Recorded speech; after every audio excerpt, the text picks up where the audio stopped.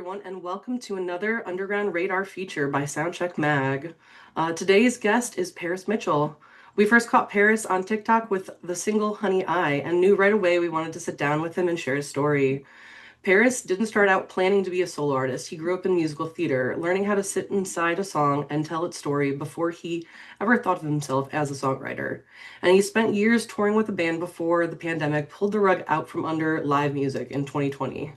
With the road gone, he turned inward and started writing for himself for the first time. That detour became The Whole Path. His debut single, Specifically You, dropped in December 2020, quietly racking up over 20K Spotify streams within a year.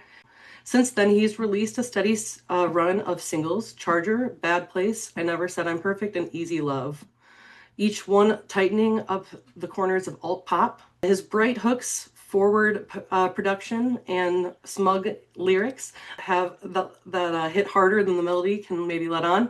But he's based in NYC, and he calls himself a mood ring enthusiast.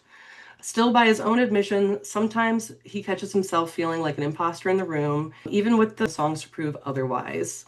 After seeing his performance in New York supporting Enrose, we knew we had a special story to tell, and we reached out for the opportunity to connect. Welcome, Parris. That was wonderful. I was like, can you write my eulogy? I mean, we do write bios, but that's just another thing we can do. Oh, But man. what's been going on? What's been on your horizon since we last tried to get together? So much. I've been writing a lot. I've been trying to I've got maybe somewhere up to 40 songs in the arsenal and picking the best ones to put out. And starting next month, um, I'm looking to put out a song every 6 weeks. That's awesome. Just chug them out, man, because I got a lot All, of all good. 40 of them, or are you gonna do like a certain amount to an album, or? Probably not all 40 of them. A lot of them, in the moment, I feel like, oh, this is a hit. This is awesome. And then a Mm. couple weeks go by, I listen back and I go, ah, no, what the hell was that? And so it's just kind of picking the cream of the crop and putting those out for everyone to enjoy. But my next single will be on the 29th of May. Nice. I'm hoping to put out the one after that following somewhere in early July. Okay. Then slowly just keep rolling them out and giving the people my inner monologue. It's cheaper than therapy, so that's why. Absolutely. What's kind of like the last time you wrote a song and like one of the ones that you think is like a hit specifically? I don't know. I don't think you ever really find even when you look at like interviews with like giant artists and hit makers, like I don't think anyone ever like comes out and they go, "Oh yeah, I knew it was a hit." I think it's more of a situation of, "Oh, that felt really good in the moment. That felt really special." And I've definitely written some tunes that I felt like, "Oh, this is really special to me. Like I really feel like this is like this gets out what I'm trying to say. This feels good." I think, my last record, I think like Easy Love, the song Easy Love, and I think the last couple of tunes with Television and with Honey Eye, like those were definitely tunes that like I felt like were right for the moment and really felt like something I had to put out at that time, and it felt really good. So I don't think it ever really feels like a hit. I think it just feels more like, oh, I think I nailed what I'm trying to say right now and how it makes me feel, and hopefully people, resonate with it. Definitely. Do you want to walk through your process on writing a song from like start to finish? Do you start with like the melody? Do you start more with the music? I have like I have on my notes app, every time I hear something that I think is like a catchy phrase or something that people typically say, anything I think sounds like a bumper sticker in conversation and passing conversation, I'll write down on my phone. So it typically starts with something I think is like a very hooky saying or something that I think could make a good tune. And then I'll kind of go from there and build out a melody and sonically how I think it should sound and how it's feeling. There are other times where I'm feeling a lot of emotion. Maybe I'm really upset or angry, or maybe I'm really just overfilled with joy. And the only way to get that out is sitting at my laptop with a MIDI keyboard and just going at it and seeing what that feeling sounds like. I feel like a lot of music writing is like just a lot of self-discovery. You know, it's really lovely to create something out of nothing and make a song. And it's another thing to make a song and put it out, and then somebody you know, talk to you or DM you and say, "Oh, hey, me too." And it's a lovely, intimate sense of like validation that you get. Um, and I feel like a lot of things I feel and go through, I'm sure thousands upon thousands of other people feel the same thing. And sometimes maybe I have a different spin on it and I want to address it and say it out loud. And it's like a very rewarding feeling when I do that and somebody lets me know, hey, that really resonated with me. It's a really wonderful feeling of feeling seen while having others feel like they were heard, you know? Definitely. Yeah. I mean, I write songs too, a bit, so I can totally relate with that feeling of like songwriter. Like, you know what I'm trying to say. Like the songwriter to like other person, non-songwriter, I guess. I don't know what to call a fan. It's Yeah, duh. but it's incredibly intimate. It's like It is. I think it's the most intimate like thing imaginable to even when you're an artist outside of music, like just to create something, you know, from your own perspective and your feelings and put it out Mhm. there in the world and then have somebody resonate with it, you know, either agreeing with it or even disagreeing with it. Um, it's incredibly intimate and it's the most like rewarding feeling, I think, honestly. Yeah. You mentioned, that feeling of like sometimes it being a little too personal. Like, have you ever wrestled with like, do I share this one or not? Um, sometimes I like to think of myself. I try to be witty with it. If it's like I won't be very upfront and be like this song is about this person, maybe I'll change Hmm. change the name or change the wording structure where it's like, all right, it's not, you know, people have to really, you know, play a dice game to figure out exactly what this is about. Hmm. But for the most part, I'm relatively shameless. Um, and I feel like you kind of have to be sometimes, you know, it's just Definitely. it feels better in that aspect to just kind of let things go and say, you know, talk about things how they are. And you know, if people again, if people resonate, they resonate. If they don't, they don't. At the end of the day, I feel like I'm always making music really for myself, and the fact that, you know, people appreciate it, enjoy it, resonate and feel seen is is the added bonus, and it's just a wonderful circle to like be a part of, you know what I mean? Absolutely. Yeah. Um, would you say when you're writing, do you have any like rituals that you like to do? Like anything like write early, write late at night, coffee, candles, I anything wish like that? because then I feel like it would be easier to write to just like set the stage where it's like I got my coffee Mhm. or I got my whatever and here I am in the same room or the same section of the apartment with the same book, but um I think it's very I don't know what artist said it, but I remember hearing on a podcast at some point where it's like a Ouija board where it's just kind of like it hits you. It's so cheesy, and I hate saying it because it sounds so cheesy, but it's generally like I feel like it just kind of comes into you, and it has to come out in the moment that you're feeling and that it needs to come out. I think that can I think I be. know what interview you're talking about. Was that with Charlie Puth? Maybe. I was thinking in my head, I was like, maybe it was John Mayer. I'm not sure, but it's very much I like, think, well, maybe both said it. Who knows? but I mean, it hit you know, the nail there, where it's just like it really is that kind of situation where sometimes it kind of hits you out of nowhere, and you're like, I gotta get this out of my system. um, I'm someone that likes to work and really, push forward. And there's a lot of times where I will sit at the computer and I'll sit with the keyboard and I'll try and force a song. Uh, Try and write. I don't want to say force because it sounds aggressive, but just try and write. Um, Even when it's not great, it's still you're getting the dirty water out of the sink. When you turn a faucet and all the dirty water comes out, like I got the clean water out.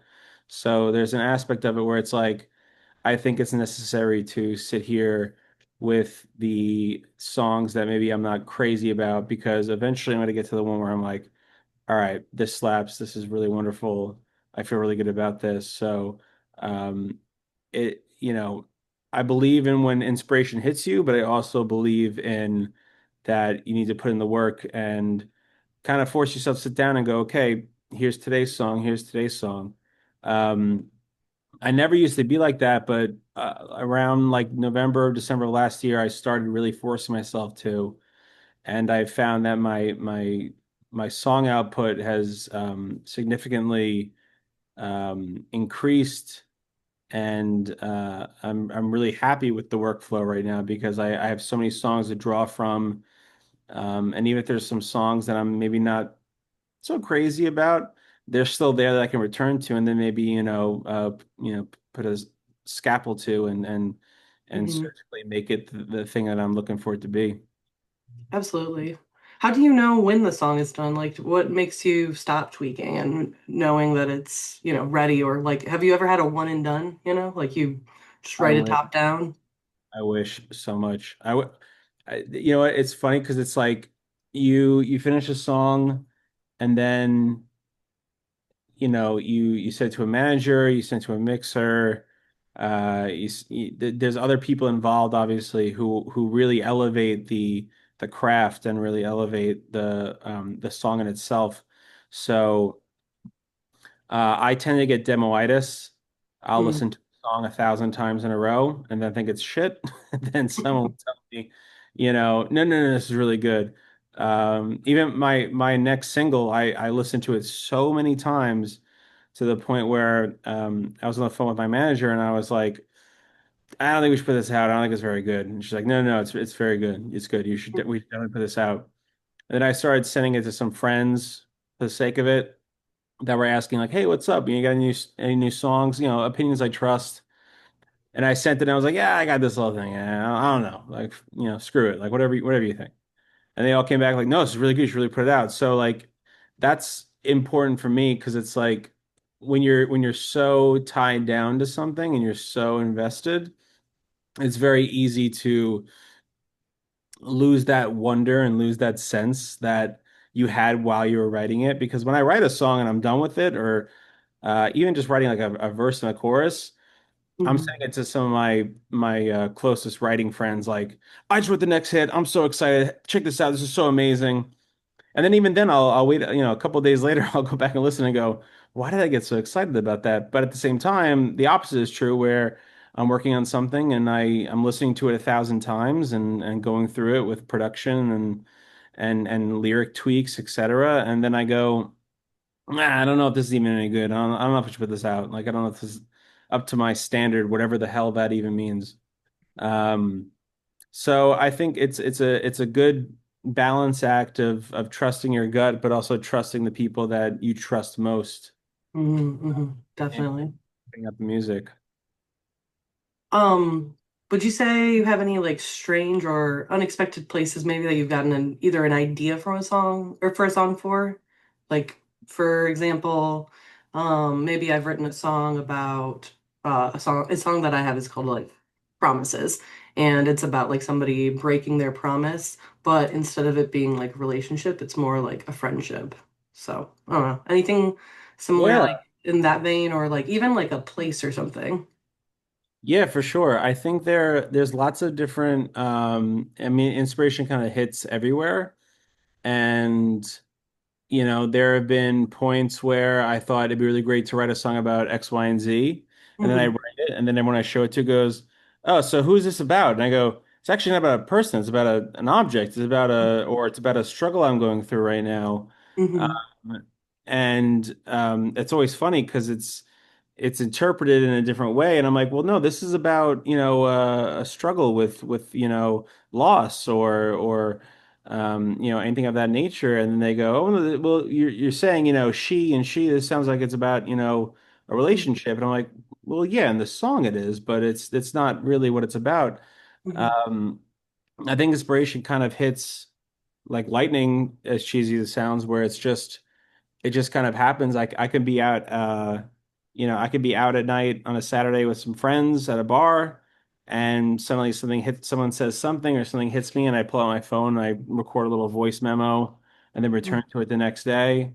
Or it could be something I've been sitting with for weeks that I haven't really figured out. I'm not even thinking about songs. I'm just thinking about my own feelings and how I'm trying to traverse this tribulation, and then it ends up being something that really comes out, strongly and beautifully in the art. So it's really like lightning. It really is just like whenever it catches me, it's never something I'm aware of, but I think the skill is trying to be consistently observant and always aware and open to when that hits you. Because if you're not open to it, you might miss like a really great hook or a really great song, a really great lyric. So I always try and stay open to the inspiration and whenever it may hit, you Yeah, know. definitely. Do you find that are you more like a hand writer, like write out your lyrics like by hand, or do you tend to type them, voice message them? You kind of mentioned a few different things. So what's your primary? And then follow-up question, do you also journal or do you just kind of write songs? Um, I use my notes app. I'm always typing lyrics in there, Mm-hmm. and I'm always forgetting that I typed lyrics in there, and feel like my mother operating an iPhone. I end up forgetting where the note was and end up writing it again. Um, I've tried handwriting in the past, and sometimes it feels really good. But I never feel like the lyrics really click when I'm writing with handwriting. Mm-hmm. It feels like journaling. I've tried to journal in the past, like just for my own mental sake. But I'm an impatient person, and I end up journaling and stopping right in the beginning of the middle because Mm-hmm. can't my hand can't keep up with my thoughts. So I'm just like, screw this, I'm just gonna write it out, like, just type it out. So I mostly write my lyrics, on my notes app, on a document on my laptop.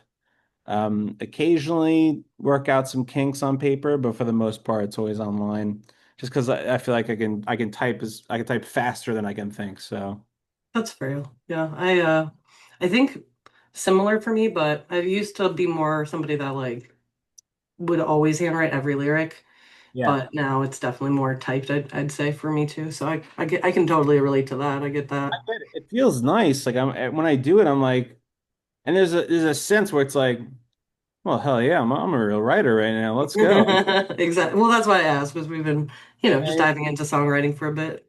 exactly. Yeah. So sometimes it feels good, but for the most part, when I'm really aggressive, when I get the idea out, it's on my phone or on the laptop. Hmm.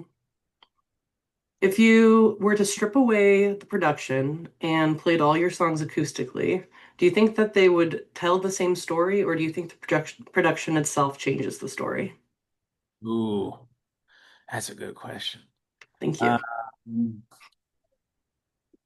Damn, man. I Something I learned very early in my career was if the song doesn't sound good acoustically, it's not a good song. So there's always that aspect that's driving the song where it's like, does this sound good if it was just me singing with an acoustic guitar? But as far as the vibe of the songs go, as far as the feeling of them, I definitely think production is a huge game to play there. Um, I was on a cruise ship in February, and I did some like private cabin shows, like stripped down of my songs. And for the first time ever, we did a bunch of my songs acoustically just for the sake of the room and just never rehearsed it, just trying them out. And there was um, it was a interesting learning experience that I've still yet to kind of dive into. Um, the songs felt very, even the happiest songs, they felt pretty mellow and pretty sad. And I was like, well, that's interesting. That's an interesting concept that this is a very happy, loving song, but then I play it acoustically and it feels very raw. It feels very, obviously the production's stripped down, but at the same time, it feels a lot different than what the song is playing out there. So um, that was super new, and that was something that I've been kind of exploring with the live show. There's definitely some songs I love playing live with the full band that I think, might sound a lot different. And I know for a fact actually sound a lot different acoustically that might get a different, visceral emotional reaction than their produced counterpart. So yeah, that's a great question. Thank you. Do you think it's more of a like tempo thing, or do you think it more might have been, these were things that kind of came to me while you were saying that was, do you think it might have been a different place in your life that like maybe gave you that emotional like feeling while you were performing compared to maybe when you wrote them? Yeah, maybe. I think that as an artist, you get very caught up in the song. I mean, Hmm. the first step, the first phase is make the art because you don't know anything else and you have to do it. Right. Second phase is putting it out. And the Yeah. third phase is shit, I'd really love to pay my rent with this. If that many people are resonating with this, it'd be really lovely to do this, to have the means to do this full time. And I'm not talking, Billie Eilish money. I'm talking just in the sense of, the eggs and milk are paid for. Uh, Hmm.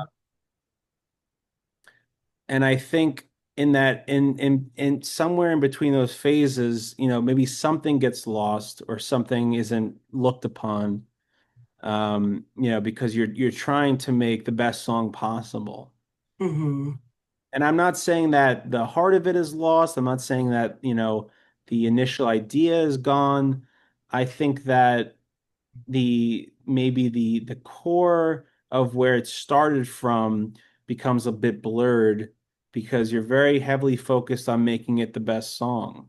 Hmm. And so when you get to a point where you have the opportunity to strip everything away again and go back to the core of it,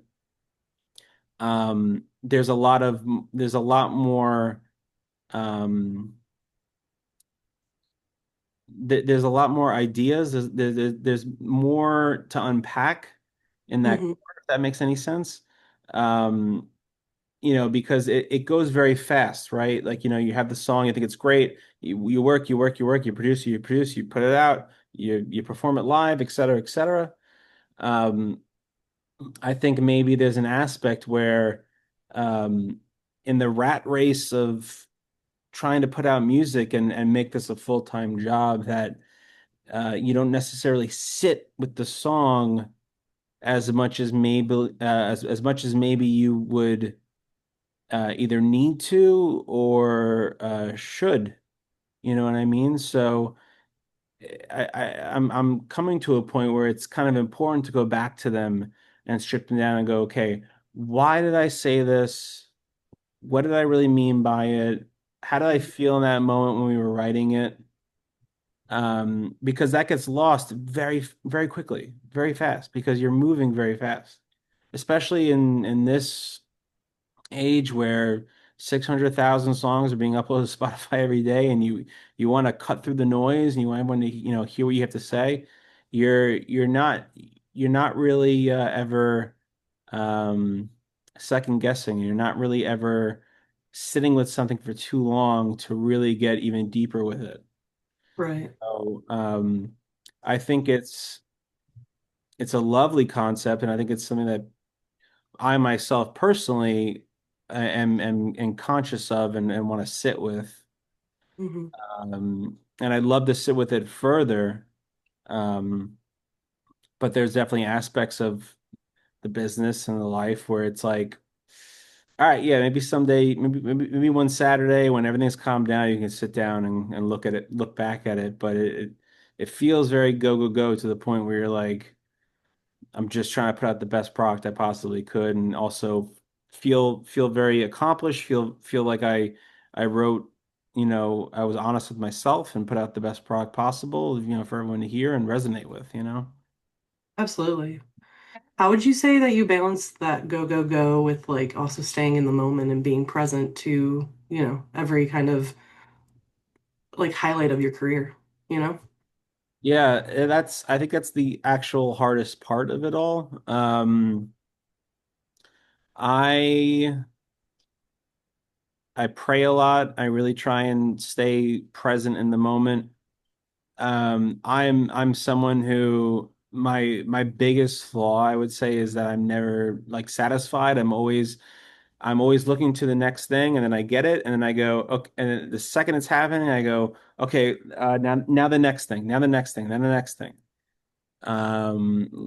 And it's something I'm definitely working on because it's so important to relish and breathe in those moments that you worked so hard for.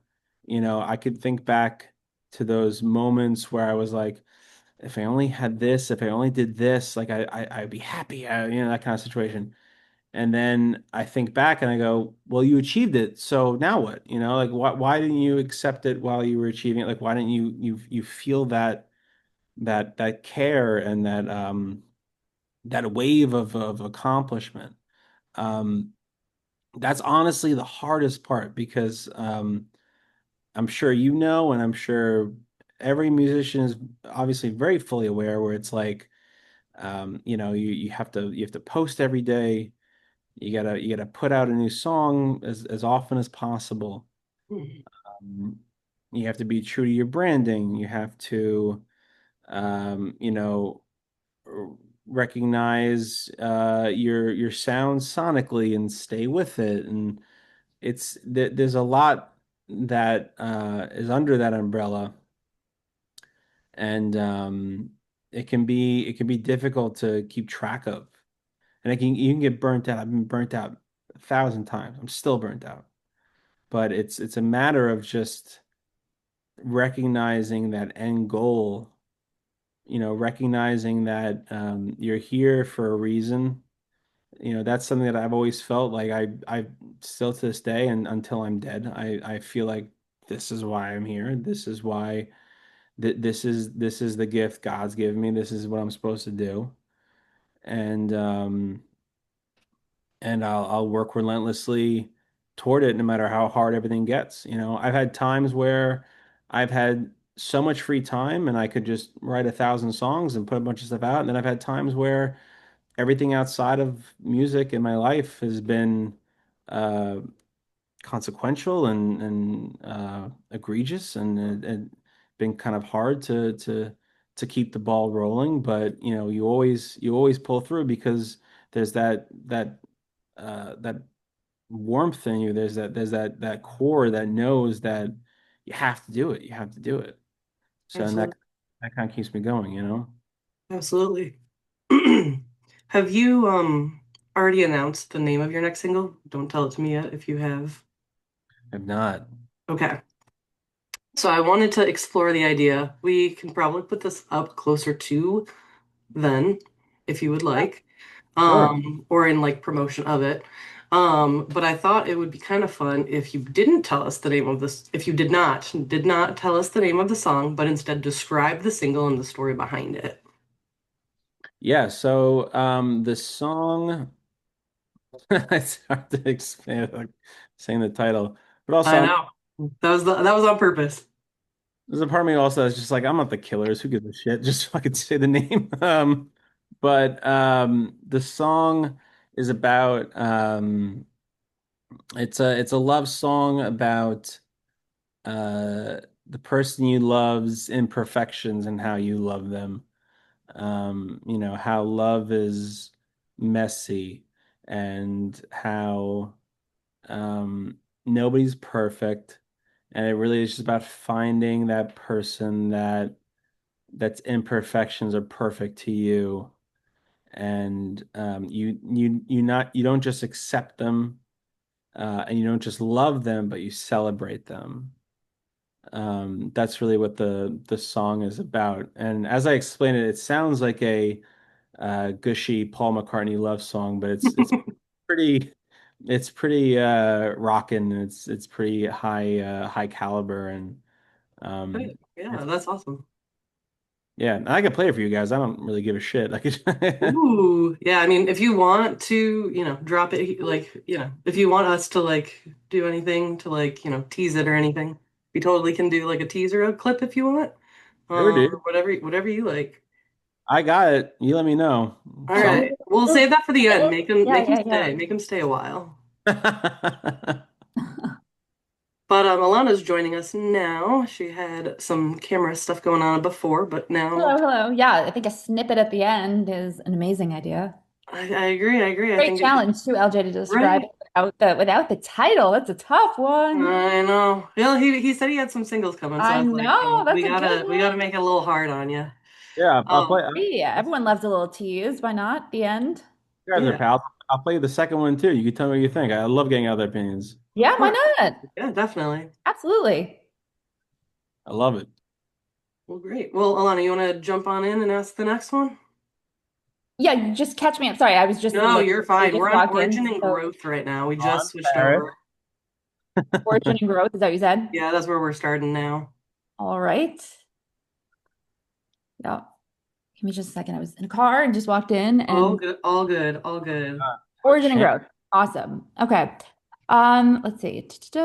You released your first solo song in 2020. How did it feel after being in a band previously? What was the transition like of kind of going band to solo? Did it just feel a lot different? Yeah, it was insanely different. Being in a band, everybody kind of has their role. And this one was like, all right, it's just all on me now to do. Um, but I truly released the first EP and the first couple of songs for the hell of it. Like generally it was just like I wrote these songs, we're not gonna do them with the band. Um, I'm just gonna put them out just for the sake of it, just for my own sake. I just want to put them out and let people hear them. I really don't care what they do. Um, I wasn't looking toward, you know, crazy growth or followers or any of that kind of shit. I generally was just like, these songs feel really great to me and they're important and I want to just put them out. So I'm just gonna do it. And I did it. And then they ended up doing pretty damn well. So I was like, all right, maybe I got something here. I always had a very, I can't read music. In high school and stuff, I wasn't in band.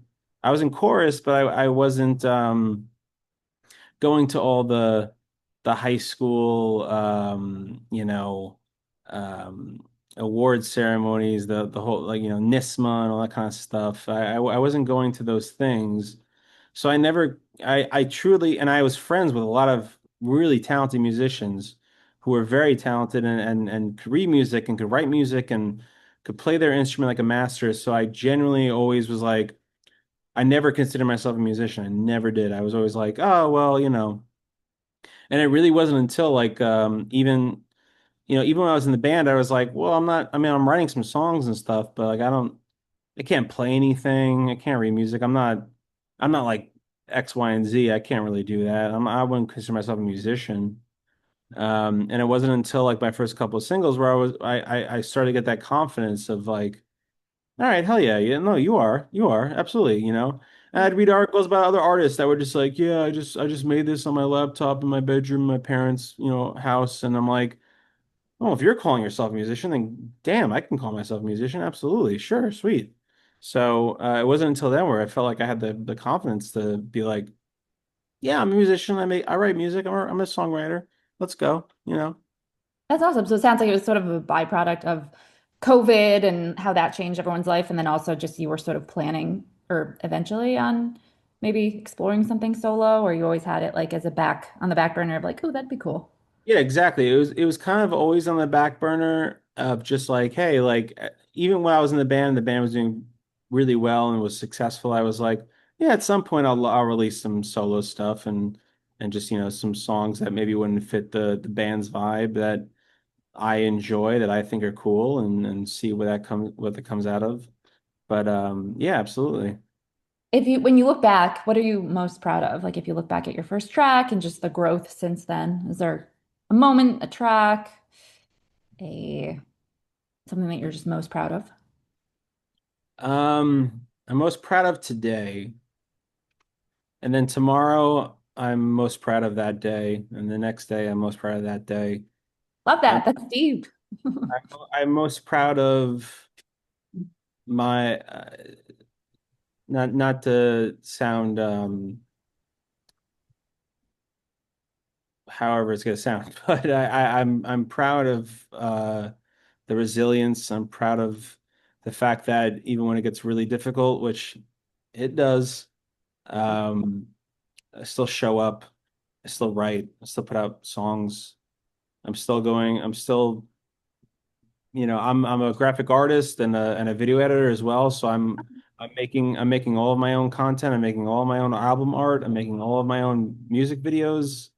Mhm. I'm getting a green sheet from Amazon and a bunch of props to make a music video and shoot in my apartment. Like I'm consistently going for it, and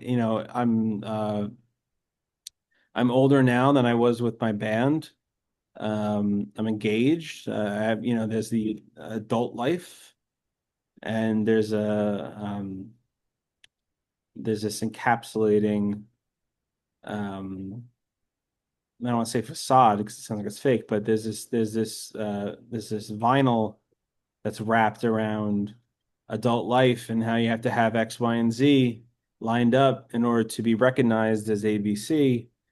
And I feel like I'm always struggling with that, but at the same time, um, what I mentioned to Laura before is that the heat, whatever you call it, the core in me is so loud and it never gets quieter.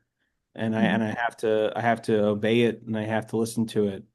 Um, and there are many points in life and time where it's really difficult to listen to it. It's really difficult to adhere to it and say, okay, yeah, you're right. Let's do it. Let's go. Let's do it. Okay, maybe, yep, this might make next month's rent a bit harder. This might make that conversation with that relationship or this person a bit harder, but it has to be done because there's this inherent trust that I have in it, and I have to see it through. And Yeah. it's like no other option. So, you have to do it, and I have to do it. I have to do it. You have to. Yeah, yeah, yeah. You feel that just sort of intrinsic internal drive. What do you think is for you the biggest shift musically, stylistically between that version of you in 2020 and the version of you now today? I think I'm just better. I just think I really am like I love to learn, and I really do love to challenge myself as a writer and as a musician. I think the key is surrounding yourself with people that are more talented than you. A lot of people might be a little abrasive to that and go, well, a lot of people want to be the smartest person in the room, obviously. But I think for me, I really love sharing a room with really strong writers and producers, etc., because they challenge my songwriting process. They go, I might say, "Hey, this is a great lyric," or "This is a great melody," and they go, "All right, yeah, but what if you did this, or you said that, or this was the lyric?" Um, I'm very open to that, and I love doing that, and I think it's really important to my workflow, as a creative, to consistently be challenged and learn from others. I'm in a space where I think collaboration is of the utmost importance, and I take pride in that, and I really enjoy the process where I could bring a producer and another co-writer a song that I think is really strong, and they go, "This is great. What make it stronger? ABC," and I go, you know what? Hell yeah, let's do it. So I'm very open to these collaborative processes because that's how I learn. You know what I mean? I never write a song and I feel like I'm married to it. I never write a song and I'm like, no, it's my baby. Don't fucking touch it. Like I generally am always like, what are your thoughts? As long as I feel like the person I'm working with, like, this might sound a little cringy, but like, as long as the person I'm writing with, I feel like has earned that respect to some degree. Like, obviously, I wouldn't like ask this of somebody who's never written a song, but the people I care about most, and there's a lot of people in my circle that I write with that I really respect their opinion. It's imperative to me to work with them in a open capacity where there's no judgment, so that I could become a better writer myself, and it better serves the song as a whole. You've talked openly about imposter syndrome and that you never considered yourself a musician. Do you feel like that voice shows up a lot of the time, or do you think it's just certain moments that like kind of cause that? I think it shows up in the songs. I've been told that some of my lyrics could be a little self-deprecating. But that's kind of at the end of the day, I'm kind of a goof, and I really like I find joy in the humor of things, and I think when things are, I like to say that I take the music seriously, but I don't take myself seriously. Um, and I really think that that is an important aspect of the songwriting process, is to take the art seriously, and really, give it your all, but don't take yourself too seriously. Like, you're not going to see me on stage brooding, like, oh yeah, this song, like that never resonated with me, because it's almost counterproductive to the whole being vulnerable with others and sharing your art. You know what I mean? Definitely, definitely. But yeah, your production for your songs has like this bright pop production and lyrics that can kind of, to your point, carry really heavy emotions. So what musicians do you find have maybe influenced you to cause that kind of contrast in your writing versus your production? I think that's always the hardest question. I had a photo shoot yesterday, and the photographer asked me who my biggest influence is, and I always find that to be a difficult question, because I think for me personally, I'm really influenced by songs rather than artists' work, bodies of work as a whole. Um, I love music that is really honest with itself, and I love a really good beat, and I love a really good I just the any song that can automatically create that mean mugging face of just, just like, oh my God, you've just heard something wonderful, um resonates with me the most. I love theatrical music, and that's honestly probably because of my like theater background. I love Mariana's Trench. It's like one of my favorite bands. I love concept albums. I really would love to make a concept album at some point in my life. Song from beginning to end, that, an album that tells a story, that has cohesive moments that repeat. They're definitely one of my favorite bands. Um, I love a lot of the early Maroon 5 stuff, and then Mhm. kind of somewhere in the middle, and then not toward the end. But I was just on TikTok, and I heard something they're gonna release tomorrow, and I was like, this feels very boppy and cool. I like that. I really just love songs that um, you don't have to think. I love Mhm. music. I love songs that hit you so viscerally that you're not even thinking. You're not. Because a lot of times when you're hit with art, you listen to it, you judge it. Maybe you're trying to assess the lyrics and contrast and compare.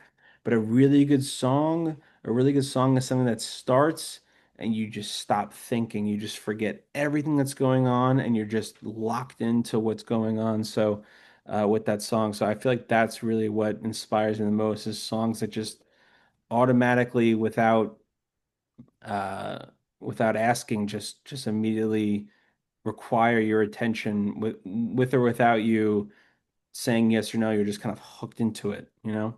Absolutely.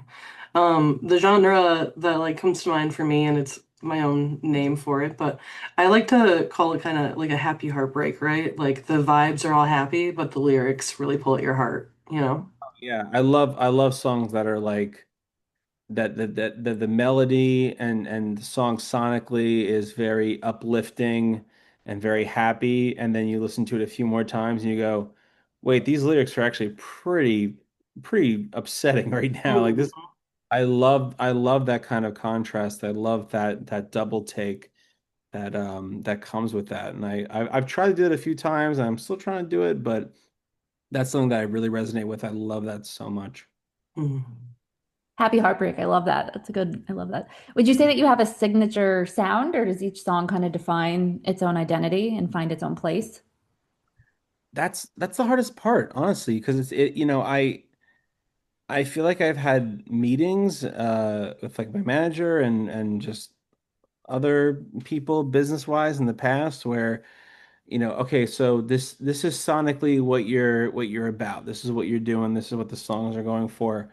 But for me, like a good song is a good song, and I'm consistently writing and I mean, if I play you the next 10 demos that I have, not one sounds like the other because I think that might be it might be it's either my biggest strength or my biggest downfall because I I don't I don't like to placate toward a specific genre. I don't like to placate, being put in a specific box where, hey, he's electronic or he's this or he's pop punk or he's pop or it really just falls into I'm kind of just like a slave to the song that I'm writing. It's whatever the song. It's like the song dictates it, not me. It's like whatever the song is, that's what the song is, and I'm just the salesman.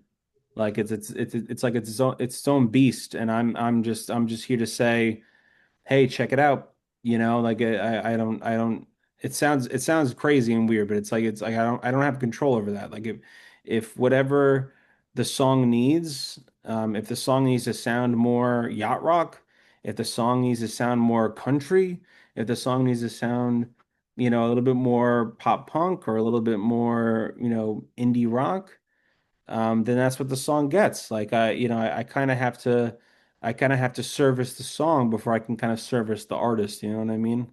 So that could be a little bit confusing sometimes. That could be a little bit extra in the sense of, and it might hurt me in the sense of, oh, well, what is this guy? What is he? Like, put everybody wants to put him in a box. Everybody wants to be in a box. So it's like, let's put him in a box. What is he? What's his genre? What's this? But that's honestly the most difficult part sometimes because I can't control what the song is going to be. I just have to, let it out. If you were describing your music to someone who's never heard it without playing it, how would you describe it and what would you sort of want them to take away from it? Um, It's a tough one. the real answer, I have two answers. The first answer would be I wouldn't. I would just start playing a song on my phone or give them headphones and be like, this is what it is. Like, check it Yeah. out. Um, because I feel like it's difficult. I think for me I like to think that I have a song for every emotion, milestone, heartbreak, uh s- goal achieved, celebration, like whatever you've been through, um I've got something for that. You know what I mean? Mhm. Uh there's always I feel like I have a remedy for any of the things that you've found yourself in the middle of. So I'd like to say that I have an answer for it. I think if someone were to ask me what kind of music do you make, I would say uh, I have an answer for whatever you're feeling, whatever you felt, or even what you're feeling right now. Um, I've said alternative pop that feels like the most broad without being too niche. Mhm. But I mean, my next song is pretty rock, and then the song after that that I'm putting out is pretty like dance, pretty like electronic, so um that's always the hardest question. That's always the thing that my manager is always asking, like how do we sell this? I just was gonna add to what you were saying, Paris, that like it sounds like you're a storyteller over a songwriter, that you tell stories and then the songs just kind of inform themselves. And that's why I do things like this to meet beautiful, wonderful, intelligent people like yourself that tell me exactly what I'm doing. Yes. No, you are a storyteller, and that's the good thing about you being here is we like to share other people's stories. There you That's go. that's kind of why we do it. I love that. Yeah, absolutely. Um, so I have a kind of a silly one for this, really quick. Your Instagram bio, from what I can remember, I just want to make sure, and tell me if I'm wrong, but this was the last time I looked at it, had alt pop, New York City, and feel something. If you had to drop one of those three, which one goes and why do the other two stay? Ooh, damn. Well, because I don't have this memorized. What were the three again? New No York. worries. Pop up. Alt pop, New York City or NYC, and then feel something. I think I would drop alt pop. Mainly because at the end of the day, I want you to feel something, and that's why I'm doing it. And I am also a born and raised New Yorker who is stubborn and letting you know that I'm fucking from New York. Oh man, I'm sad that you didn't get a chance to meet Rebecca. She's from Philly and you guys would get along. She loves that she's from Philly, so I don't know. I think I it's was just cool. I was just at a wedding in Philly, and I'm also a diehard Giants fan. And I was at a wedding for an Eagles fan, and I found out that night that he was an Eagles fan, and I was like, I don't know if I can go to this wedding. I don't know if I could be here. I'll see you Um, guys later. Best of luck. God bless. Let's see, performance meeting. What's first, recording the song or trying it out live? Recording this song, 1000%. Yep. Record the song, finish the song, send it to friends, send it to everybody I know, get the opinion. Um, yeah, that's an easy one. That's just like I would never perform something live that I'm currently working on or figuring out. If really. I was, you know what it is too, if I was more jam bandy, if my band was more just like, if there weren't, production elements in the background, Mhm.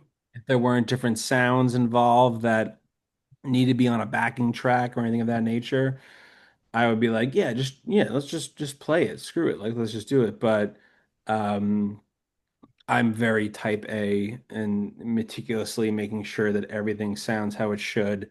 So it's definitely uh make the song, write the song, produce a song, and then we can perform it. Like, because I've had these last two songs in the bank for months, and we'll just start performing them in a couple of months. So That's definitely. exciting. I Uh, am like the complete opposite, so that's really just it's super interesting to me. I don't know. you do a Oh, live first, you mean? I mean, yeah, that's when I was a musician back Yeah, yeah, yeah. back a million years ago. Yeah. But too yeah. much. I'm too much of a perfectionist to be like, yeah, let's just try it out. Like, I'm just like, nope, nope. Let's make sure all the I's are dotted and T's are crossed, and then we can play the song. That's so cool though. I like that. That's a cool answer. Is there a song that hits totally different for you live than it does on the record? I have some songs that feel better live than I think the record, and then I have some songs where I'm like, this just doesn't hit like the record does. Mhm. Um, the last show that we played, there was a couple songs where I was like, man, that feels really good to play live. I love playing that song. And there was one or two songs where I was just like, am I missing something? But also, I have to keep in mind too, like I have like in-ear monitors and everything. So like what I'm hearing on stage is not what everyone else is hearing Yep. in the house. So I have to kind of get used to that in the sense of, because I've seen videos of songs that I thought did very poorly live, and I Mm. go, shit, that actually sounded a lot better than what I thought. So I have to kind of like allow myself the permission to let loose during those songs and understand and recognize that I'm not hearing what everybody else is hearing. It actually Mhm. does sound good. Let yourself have fun with the song because they're hearing the things that you're not hearing, and it's not impacting the performance. So. Is there a moment in the set that you can kind of feel the crowd and the momentum turn and you sort of go work towards that on purpose or build A toward it, you know? million, a million percent. A million percent. Yeah. I love performing. It is a drug. It is a complete drug. It is the best feeling in the entire world. And I love the aspect of unknown. I love the aspect of shifting gears. I love getting on stage and feeling and kind of calibrating the performance and the tone and everything based off of what I'm receiving back from the audience. I love that so much. It's like one of my favorite feelings in the entire world. It really is like a fun 3D chess game where you're understanding what people are resonating with versus what you have to give. Um, I love when shit goes wrong. I think it's a great opportunity to to I don't know how this is gonna come off, but I think it's a great opportunity to kind of flex the performance muscles and showcase just like how locked in my band is, how locked in I am in the sense of we can roll with anything. So if something goes wrong, I'm not worried about that. I can think on the spot. We can think on the spot together. Me and my band are so locked in that we can figure out a way to make this mistake a highlight of the show, a great moment of the show where everyone has a good laugh or really gets involved in chanting or crowd work, etc. I love the crowd work stuff. I Yeah. really love just being connected with those that I'm performing for. That's the best feeling in the entire world to just have that moment. Everybody's locked in with one another and just reciprocating that emotion and that feeling and that drive. And everyone's just happy to be there. I'm happy to be there. And if I can give anybody 25 minutes of forgetting all the shit they got going on in the world, because that's what I'm doing. I'm getting on there and I'm forgetting that for 25 minutes all the bullshit that's going on in my life. If we can share that together, that's the best feeling. It's the most special feeling. It really is. Love that. And obviously, you're so tied into and proud of your roots, and New York City has a really specific energy as a home base. Do you find that that really shapes your sound and your persona as a performer, or is it more like in the as a backdrop? Um, I think the forwardness maybe definitely Mhm. helps. I think the kind of like F it, who cares kind of vibe pulls through for sure. Because I do feel that way. I mean, at the end of the day, if somebody comes to a show of mine, in my back of my head, I'm like, it's my show. If I F up, I screw up, but I'm gonna own it. I'm gonna make it a good time, and I'm gonna make sure everybody else has a good time. So I think there's an aspect of who gives a shit, but also I want to take care of you like my mother would if we were over for dinner. You know what I mean? Love that. Really. Yeah, I mean, it's clear from watching your set before that you're good at improvisation. It made me kind of realize that connection that you mentioned and that we've mentioned before, like with theater. But, I think, namely, besides being a storyteller, you're also a performer over maybe even more than a musician, right? Like that Yeah. just kind of feeds your soul, it sounds. Yeah, I would definitely say that. I definitely feel that way. I love being on stage. I love performing for people. I love making people enjoy themselves. I love making people laugh. I love people just I love giving people a lot, letting people know that they have permission in that moment to forget what's going on and just be present in this moment. And if I can make them feel something, if I can make them dance, laugh, text their ex, I don't care. Like just because I can make them feel something and it's reciprocated, I'm very happy with the outcome. That's great. Who in your current scene do you want people to know more about? Like different Like artists. musician, yes. Who is your like top indie underground artist that doesn't have a platform that you want to help, support? Say, hey, everybody go follow. I love I got some buddies. I don't think they actually need my help to be honest, but my friends Some Sun, the band called Some Sun, they're in New York or New Jersey maybe, but they're fantastic and they're really good guys and they're putting out banger after banger and they're just absolutely killing it right now. And I love seeing them succeed. Let me think. I have a buddy named Graham Good and the Painters. He's based in, I don't want to say Nashville, Utah. Was it Utah? Colorado? Maybe it was Colorado. But there's a guy named Graham Good and the Painters. Phenomenal, phenomenal band. Unbelievable live show. He's been killing it. He's been doing bigger shows after bigger shows. If you have an opportunity to see Graham Good and the Painters, my God, do it, do yourself the favor and see him and his band. His band is one of the most talented bands I've seen live, and he is just his energy is amazing, his voice is amazing, his guitar playing is fantastic. I could not say enough good things about Graham Good and the Painters. Love that. And just last but not least, is there anything to the fans at home listening to this interview right now that you want to say? I love you. Thank you. Um, be kind to one another. Um, there's not a lot of time here, so find peace in what you need to find peace in. Find joy in moments that you normally wouldn't.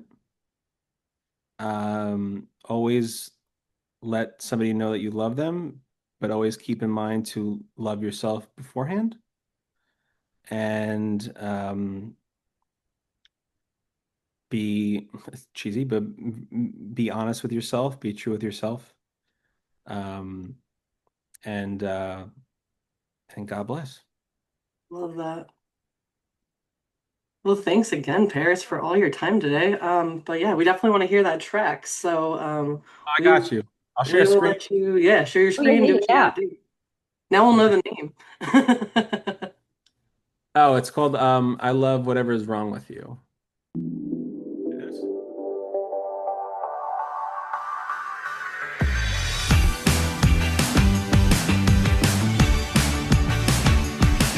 You lose yourself at least 3 times a week. You laugh too loud at your own jokes you repeat. You pace at night, replaying all the words you said. You hide your face under sleeves and unmade beds. I love whatever is wrong with you. Every cracked edge, every bad move, every little spiral that you slip into, every little thing that you put me through. I love whatever is wrong with you. But yeah, no, I'm obsessed. What was the name of the first one again? I love I whatever's love wrong. everything that's wrong with Whatever's you. wrong with you. Whatever's wrong with you. So good. Whatever is wrong with you. Yes, that is a great track. I'm really excited for that one to come out. Thanks so much. Appreciate that. Absolutely. Thank you for the Definitely. sneak peek. Yeah. But yeah, awesome. Well, thanks again for your time. We've had like a blast. I mean, I can't speak for Ilana, but I've had a great time. Oh, I had an awesome time. No, you have a lot of good quotables, very eloquent. I think it's gonna be a TikTok. great interview. Yeah. I was gonna say, if you guys are around June 20th, let me know In New in the York? yeah, in New York. I'm playing SoHo Live. I Uh think I might be there June 8th, but I definitely don't think I'll be there that long because I'm over in Detroit. oh, fucking A, nice. Right on. Yeah, yeah. So when you're in Detroit or the Midwest, definitely hit me That up. sounds good. That sounds good. I love it. Oh, it's great talking to you guys. So great Yeah, talking with definitely. you. Thanks for taking the time. Of Appreciate course, of you. course. Anytime. Yeah. Anytime.